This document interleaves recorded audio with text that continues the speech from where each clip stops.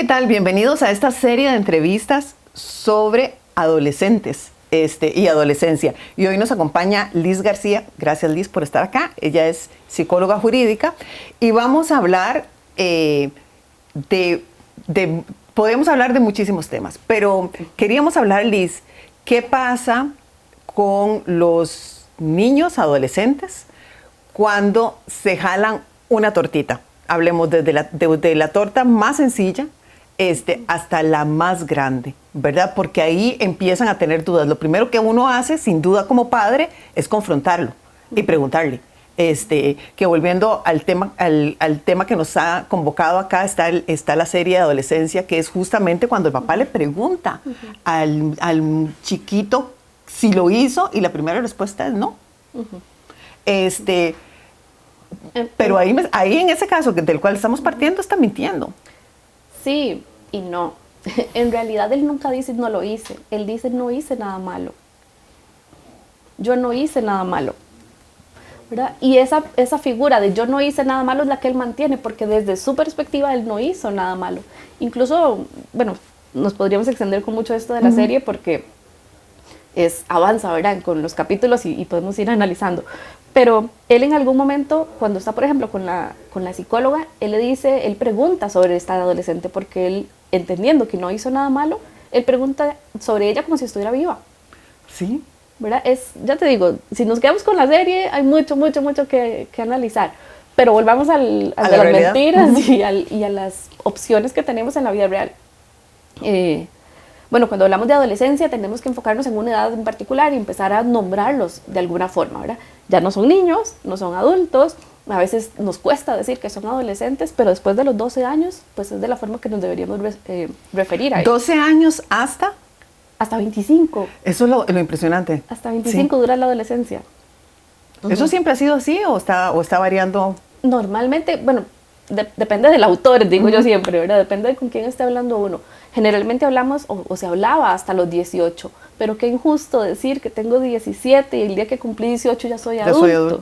¿Verdad? Y no solo yo soy, uno quiere, pero tengo las responsabilidades ya de un adulto, tengo la capacidad para asumirlas, todavía no. Y es esta diferencia hasta los 25 se marca a partir de las neurociencias. Esto porque en la neurociencia, el estudio del cerebro, se dice que el desarrollo completo de la corteza prefrontal, esta parte del frente, que nos ayuda a meditar nuestras respuestas, a entender las razones por las que tomamos decisiones, a anticipar cuáles son los posibles resultados, se termina de formar hasta los 25 años. Antes de eso, tenemos la misma capacidad de resolver un problema que un chico de 12, ¿verdad? Y sería bastante injusto que a los 20, 22, 23, todo eso nos exige que seamos... Hay una frase muy popular y es, actúe como una persona de su edad. Usted ya no es un niño, sea una persona de su edad. ¿Y cómo es una persona de la edad? Claro, la ley sí, a partir de los 18 varía, los 17 ya varía. Varía a partir de los 12, en realidad, ¿verdad? Porque tenemos responsabilidad penal, los adolescentes tienen responsabilidad penal a partir de los 12 años. A veces piensan los chicos que porque todavía no soy mayor de edad, no puede pasarme nada. Sin embargo, en Costa Rica, la ley penal juvenil castiga a partir de los 12 años. ¿Y las penas sí varían después de los 17? Varían después de los 18, sí, ¿verdad? Es porque la parte de los 12 a los 18, a los 17, es más socioformativo. Y la intención es corregir eso para que crezca como un adulto que se logre adaptar a la sociedad. Mientras que las penas desde los 18 en adelante pues ya son más correctivas, ¿verdad? Son más sancionatorias. Sí. Ahora, Liz, que justamente estábamos hablando, se jalaron una torta, ¿verdad? Y eso pasa por, o el papá vino a quejarse, o me di cuenta de lo que ocurrió, me llamaron del colegio, y como le digo, puede ser desde algo muy simple, o se jaló una torta dentro de la casa también. Puede ser desde algo muy simple hasta algo mucho más complejo. Entonces, lo primero que uno hace como papá es que posiblemente se asusta, ¿verdad? Y va a depender de cada papá de cómo hay esa reacción, pero luego lo que uno trata es de preguntarle y de más o menos entender. Y lo otro que le quería preguntar, en este proceso, ¿qué pasa si me miente? Satanizamos mucho la mentira. Sí. Normalmente pensamos en la mentira como algo muy malo. Yo le pregunto, sí, ¿usted fue el que le hizo eso a su compañero? Me va a decir, no. No, bueno, primero además, porque seguro si me ve enojadísimo, de fijo me va a decir que no. Confrontamos y queremos normalmente decir qué hizo, qué fue lo que pasó, esperando que nos cuente la verdad siempre, ¿verdad? Siempre esperamos que nos diga exactamente qué fue lo que pasó, incluso si corre peligro esta persona, este chico, lo cual no tiene ningún sentido. Si nosotros como adultos nos sentimos amenazados, mentira que de primera vamos a decir sí fui yo. Lo primero trataremos como de bueno, pero es que también me pasó esto, o de alguna forma ir disimulando o protegiéndome, aunque tenga intención de decir la verdad, voy a intentar hacerlo de la forma menos riesgosa para mí. Lo mismo pasa con un adolescente. De entrada no va a querer decirme la verdad que lo expone. Posiblemente va a intentar adornar o acomodar eso un poco. Ahora, ¿cuál es el propósito de que me diga la verdad? Como adulto, lo que espero o lo que debería esperar es que me diga la versión real. O cuál es mi papel como adulto frente al adolescente que cometió un error. Y le pregunto, porque usted acaba de mencionar algo muy interesante. Okay. No es solamente, o sea, no sé si hablar de víctimas y victimarios en este caso, no es solamente del adolescente que cometió un error, ¿verdad? O que tuvo una conducta inapropiada, que ocasionó daños a alguien más, sino el otro caso también es de cuando son victimarios. Y alguien le empieza a usted a decir, y usted los llama para decirle, mire, es cierto que a usted le están haciendo bullying, es cierto que lo golpearon, es cierto que lo patearon, y le va a decir no. No, porque además me da pánico de que mi mamá o mi papá vaya al colegio y haga un alboroto y la cosa se va a poner quizás más complicada para mí. No sé, pueden haber varios escenarios, pero creo que esa confrontación de buscar uno como padre, tener la realidad de los hechos, en ambos casos, cuando son victimarios, para decirlo de alguna cosa, cuando están cometiendo errores. En ambos casos, víctimas o victimarios, hay veces uno como padre se tropieza con la dificultad para tener más o menos claro el escenario. Sí, y por eso, bueno, retomo justamente la idea que venía, porque ¿qué es lo que pretendemos? ¿Que nos diga la verdad o pretendemos estar ahí para acompañarlo? A veces nuestro papel como adulto no debería ser simplemente sacar la verdad. Nuestro papel como adulto es mucho más que eso, es entender por qué mintió, por qué no se siente cómodo diciendo la verdad, es por qué necesita mentir, no solamente el por qué mintió de para rellenar información, sino qué pasa si dijera la verdad en este momento, cuando yo lo estoy cuestionando. Cuando yo estoy amenazándolo también, porque soy una amenaza, como adulto puedo ser una amenaza, puedo hacerle sentir que soy una amenaza. Y aquí hay muchos temas de que hablar, podríamos irnos por muchísimas variantes. Pero bueno, tuvimos la ventaja de hablar hace unos días y poder encaminar un poco. La mentira es para mentir y para engañar, siempre. No, claro que no. La mentira tiene muchísimas funciones. La mentira pretende a veces simplemente rellenar huecos, a veces es tan inocente como rellenar información que tal vez me parece irrelevante y antes de entrar en un tema profundo prefiero decir, no pasó nada. Y eso podría ser una mentira. Los adultos también mentimos mucho sin intención de causar un daño. Las mentiras no siempre tienen mala intención. A veces simplemente es no darle importancia a un tema, rellenar con información que pudiera no ser importante, protegerme, que esa es también una forma muy valiosa. El adolescente que miente para protegerse y no por causar un daño, sino para estar a salvo, debería merecer nuestro respeto porque está diciéndome, no tengo la seguridad para decirte lo que ocurrió realmente, necesito decir otra cosa y necesito un espacio seguro para poder eventualmente decirlo. Este no es el escenario. Ahora, en ese escenario, pensemos que pasó algo en el colegio, nos llamaron del colegio, porque posiblemente esas son las cosas que siempre ocurren. Uno va al colegio, lo acompaña, escucha qué fue lo que pasó y básicamente siempre existe aquello famoso de hablar en la casa. Y cuando viene el hablar en la casa, generalmente es eso. O está acompañado de dígame la verdad o un tono de mayor comprensión o el enojo y la furia de los padres para dígame la verdad. Ese siguiente proceso en lo más íntimo de mi hijo con su núcleo familiar, ¿cómo debería de ser? A ver, el deber ser es... muy complicado. Sí, es complicado porque somos familias completamente diversas, ¿verdad? Pero siempre yo como psicóloga jurídica y respetando la niñez y la adolescencia, pues esperaría que pudiéramos tener un contexto de comprensión. Siempre... Sin amenazas. Por supuesto, ¿verdad? De entendimiento, de generar un espacio seguro para adolescente, no para que me diga la verdad. Esa parte, tal vez eso era responsabilidad de la escuela o eso es parte de otro escenario. En la casa no nos tiene que interesar que nos diga la verdad. Como un castigo, usted tiene que llegar a decirme la verdad, sino más bien como, ¿qué es lo que pasa? ¿Por qué te estás sintiendo así? ¿Qué está ocurriendo? ¿Quieres contarme algo? Normalmente le diremos, se tiene que decirme la verdad, y por qué no más bien preguntarle, ¿quieres hablar algo de lo que sucedió? Y entonces que te diga, no quiero hablar, o este no es el momento, o pasó algo que no me gustó y yo reaccioné mal. Pero normalmente le decimos como si fuera un castigo, tiene que decirme lo que pasó, cuénteme, ¿qué hizo? ¿Verdad? Y de una vez estamos diciendo, lo que hiciste estaba mal, sin darle oportunidad a justificar sus razones. Claro, porque eso es lo que le quería decir. Estamos hablando hoy, digamos, ya nos saltamos un proceso, ya estamos en el escenario, al que casi ninguno de nosotros quisiera llegar. Ya estamos en un escenario con víctimas y victimarios, si se le puede decir de alguna manera. Por eso le quería decir, en este proceso, porque la otra duda que uno tiene es, bueno, yo le voy a creer a mi hijo y me voy a sumar y voy a decir, frente a las autoridades, él es inocente, él no hizo nada. Y creo que ese es el temor que a uno posiblemente le da. Voy a decir, sí, él no hizo nada y lo voy a defender, y esa es la posición que yo voy a asumir de hacia afuera, porque esa es la que necesita él, necesita mi familia. Esa conducta es, o sea, ¿usted cómo la valora?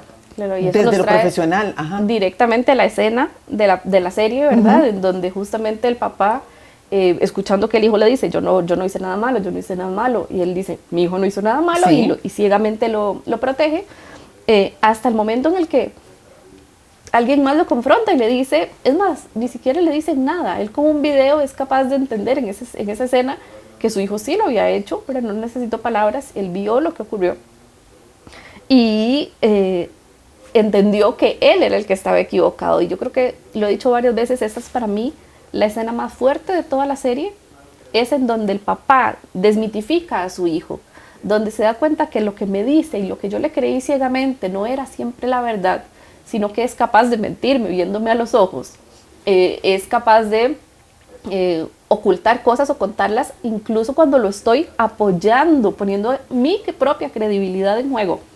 Y es ahí donde yo creo que cometemos como papás un error importante.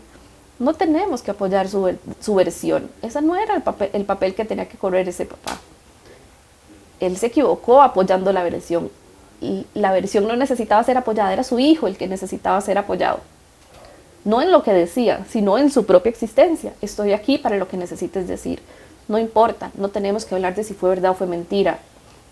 De eso ya se van a encargar las autoridades que tenemos al frente. Es que la verdad es de otros escenarios, no de las mamás y los papás muchas veces. Ellos deberían de o centrarse en la parte del apoyo, de la comprensión, de tenga un espacio seguro para decir lo que necesite. No es siempre para decir la verdad, es decir lo que necesite, porque a veces no es tan importante el hecho, sino cómo me siento respecto a eso, o por qué hago las cosas que hago, y no la versión que doy. La versión en este caso, por ejemplo, era a las autoridades. No tenía por qué ser al papá, pero el papá esperando y respetando eso que el niño decía ante las autoridades, se adhirió al discurso de él no lo hizo, y lo cierto es que el papá no tenía suficiente información para poder decir eso. Era una creencia ciega en su hijo. O sea, al llegar a estos procesos, digamos a los procesos donde hay terceros, ¿verdad? Donde hay autoridades, donde hay víctimas o otros victimarios, otras familias involucradas. Entonces, ¿qué es lo recomendable ahí? Lo que usted está diciendo es, yo como papá me deshago del papel de juez. Y voy a apoyarlo en su proceso, voy a apoyarle en este proceso. Ya llegamos aquí y voy a apoyarle en su proceso y voy a buscar la manera como necesita sentirse apoyado o apoyada. Y podemos tal vez concretarlo en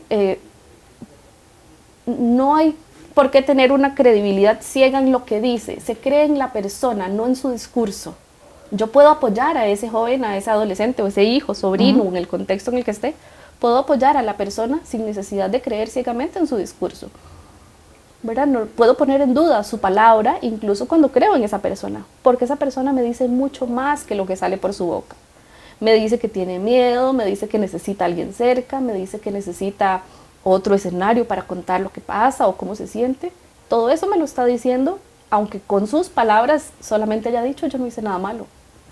Ahora, estamos posiblemente en el contexto de la película donde la situación ya estaba en los tribunales y ese niño fue movido a una prisión. Por eso le decía, hablamos de las tortas porque tienen todos los niveles. Cuando uno llegó al colegio, se enfrentó con la situación y se fue con la chiquita o el chiquito para la casa. Exacto. Entonces, porque lo que la sociedad me ha dicho es, si yo tengo que darle una reprimenda en la casa, tengo que recordarle a la autoridad y además tengo que imponerle un castigo. Esa es la conducta que debo seguir para evitar que esas circunstancias se sigan dando, o tengo que ser un poquito más astuto para explorar otros vertientes. Otra vez, es que el deber ser es complicado decirlo, porque cada familia tiene objetivos diferentes en su familia. Algunos sí tendrán el objetivo de ser más autoritarios, y algunos, que es con los que yo quisiera, a los que uno sí se atreve a trabajar y con los que uno sí quisiera orientar, son aquellos en donde están dispuestos a permitir crecer al adolescente dentro de su núcleo familiar. Permitir crecer quiere decir entender que es una persona ajena, con gustos distintos, con acciones distintas, que puede o no caerme bien, porque dentro de la familia puede gustarme o no puede gustarme una persona. Yo normalmente le digo a los papás, es que es su hijo y usted puede amarlo, eso no quiere decir que le caiga bien. Puede tener actitudes que a usted no le gusten, y posiblemente si no fuéramos familia no seríamos nada. El amor no pasa porque me gusten o no sus actitudes, es a pesar de sus actitudes puedo amar a un hijo o a un miembro de mi familia. Incluso les digo, está bien querer tirarlos por la ventana, no lo tire, ahí es donde hay que parar, pero está bien que no nos guste y querer a veces explotar y tirarlos por la ventana. Y sentirme decepcionado y como padre, porque bueno, es un temita eso. De eso es otra cosa que le quería decir, ¿verdad? De cuando se dicen cosas como: usted me decepcionó, usted no es el hijo que yo eduqué, usted no es un reflejo de lo que aprendió en esta casa. Y la otra parte va también con la culpa con que cargan los padres de esos errores que cometen sus hijos. Al final puede ser que el chiquillo se vaya y usted dice: sí, esto es mi culpa. El que la está haciendo malísimo aquí soy yo como papá. ¿Verdad? Porque son procesos separados, para decirlo de alguna manera. Sí. Y ahí hay muchos, igualmente, siempre que esos temas son tan amplios, tan ricos, hay mucho por donde irse para hablar. Yo creo que sí, tenemos que concretar, es entender que el adolescente es mucho más que lo que yo le enseño. Es su forma de hacer lo que yo le enseño, es su forma de defenderse, es su forma de experimentar el mundo, es su forma de entender. Entonces, no todas sus actitudes, ni las de nadie, dependen exclusivamente de cómo ha sido criado, de su mamá o su papá o la persona que lo acompañe. Somos mucho más incluso que las decisiones que tomamos. A veces podemos equivocarnos, y esto aplica para los adultos igual. Nuestras acciones no siempre nos tienen que definir, somos mucho más que eso. A veces tomamos decisiones apresuradas, o por algún tipo de presión, o por alguna circunstancia que en ese momento nos hace actuar de esa forma, pero eso no me hace un mal adolescente o un mal adulto. Pensar que el adolescente tiene que ser castigado y que todas sus acciones, buenas y malas, son repercusiones de mi forma de haberlo criado, es una carga demasiado pesada para que lleve una mamá y un papá. Entender y respetar que estoy criando y acompañando a una persona que toma sus propias decisiones, porque tiene una vida distinta a la mía, vive en un contexto distinto al mío y creció en una época distinta a la mía, es, yo creo que, la forma más fácil de entenderme yo, más allá de ser mamá y papá, sino también como persona, y perdonarme mis propias acciones, y entender que el adolescente se va a equivocar y está bien, va a tomar buenas decisiones y está bien, y no puedo atribuirme ni uno ni el otro, ¿verdad? Son sus decisiones y sus malas. Es aquello de es mi hijo, es mío. Exacto. Y perdemos esa perspectiva de estoy acompañándole en su propio crecimiento. No es mío. No soy yo la que pierdo. Sí, es un ser independiente. Sí, no soy yo la que pierdo la pelea cuando él hace algo malo o yo me equivoqué. Él tomó esa decisión y no me traiciona. Hizo algo y yo decido sentirme traicionado por las expectativas que tenía, pero tengo que entender que actúa desde su capacidad, no desde lo que yo estoy haciendo, porque es él y no yo. Entonces, en estos procesos, desde su experiencia, es acompañarlos. Uno, o sea, como padre, como madre, como responsable, como tío, como quien sea, en estos procesos frente a las autoridades, es acompañarlos. De su experiencia, cuando habla con niños y niñas y adolescentes metidos en procesos jurídicos, por ejemplo, de lo que usted ha visto, ¿cuáles son esas necesidades que ellos expresan durante ese proceso o que resienten quizás? A veces es extraño, pero lo que más pueden necesitar es silencio. Dejar de cuestionarles, simplemente un espacio donde puedan sentir y que les permita sentir más allá del cuestionamiento, que es lo normal que recibimos del adulto, el cuestionamiento. Es darle un espacio en silencio en donde pueda sentir y donde después yo pueda decirle, ¿quieres contarme algo? ¿Cuál es tu necesidad? Entendiendo la necesidad particular de cada uno de ellos. No asumir que tengo la respuesta para todos los casos, ¿no? Para poderlos... Le pregunto porque a los papás y a las mamás nos pasa muchas veces que a veces tenemos discurso en exceso, ¿verdad? O sea, los estamos regañando una y otra y además traemos el tema a colación una y otra y otra vez y posiblemente se jaló la torta el año pasado y usted el año que sigue se lo vuelve a recordar porque además usted ya lo hizo. Ese tipo de conductas contribuyen en algo en el proceso de nuestros chicos. Definitivamente no. Yo creo que enseñamos mucho más cuando enseñamos a reflexionar y a tomar decisiones que cuando les decimos y les decimos y les decimos esperando que simplemente reciban la información, ¿verdad? Esperar que el niño solamente entienda porque yo se lo estoy repitiendo no tiene sentido, pues más bien cansamos. Permitir que el niño entienda desde su forma de pensamiento, que pueda reflexionar, que pueda hacer suyo el pensamiento y entender qué hizo bien y qué hizo mal, yo creo que eso es lo que nos hace falta como adultos. Liz, antes de finalizar, cuando llegamos a estos procesos, digamos, hay veces más traumáticos o más complejos, ¿verdad? Que ya estamos frente a terceros y frente a autoridades, que ya hay una agresión, que hay una tercera parte involucrada, etcétera. Pueden ser realmente asombrosos y uno como papá decir, nunca me había dado cuenta, o generalmente viene ocurriendo algo que no se vio a tiempo. Bueno, esa palabra asombroso, yo creo que todos los adolescentes son asombrosos. Todos tienen esa capacidad y es muy bonito esa virtud que tienen de sorprendernos siempre.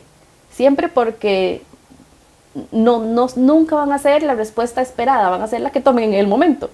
Eso es todo. Pero sí podemos poner atención, hay elementos a los que podemos poner atención y yo creo que con esto sí podemos pues, dar como un punto de cierre valioso y una enseñanza. No es que mi adolescente es tranquilo, que mi adolescente se volvió adolescente y está siendo rebelde. Las personas tenemos un patrón de comportamiento medianamente estable y toda vez que haya una alteración de ese patrón de comportamiento tiene que llamarnos la atención. Sea que ese adolescente era extrovertido y está empezando a ser más reservado, que tenía mucho contacto con algunas personas y ya no lo quiere tener, o que por el contrario, antes era muy, algunos dirán antisocial, que era muy reservado, que era muy tranquilo y ahora está teniendo algunos arrebatos, debería llamarnos la atención. Eso no es normal y no es propio de la adolescencia. No hay ninguna conducta negativa en el comportamiento que me haga decir esto es de la adolescencia o por eso es así. Ahorita se le pasa, que a veces decimos también, no se le va a pasar. Si algo le está ocurriendo, no se le va a pasar simplemente. Hay que entender que todo cambio es merecedor de ponerle atención. Podríamos quedarnos hablando muchas horas aquí con Liz, pero se nos agota el tiempo, lastimosamente. Muchísimas gracias por acompañarnos. Aquí le va a quedar la información de Liz García, que ella es psicóloga jurídica y que hace acompañamientos en este tipo de procesos que uno generalmente tiende a no contemplar. Ojalá no tuviéramos que llegar ahí, pero si usted necesita ayuda, les va a quedar la información. Y muchísimas gracias por acompañarnos. Gracias, Liz, por su tiempo. Gracias.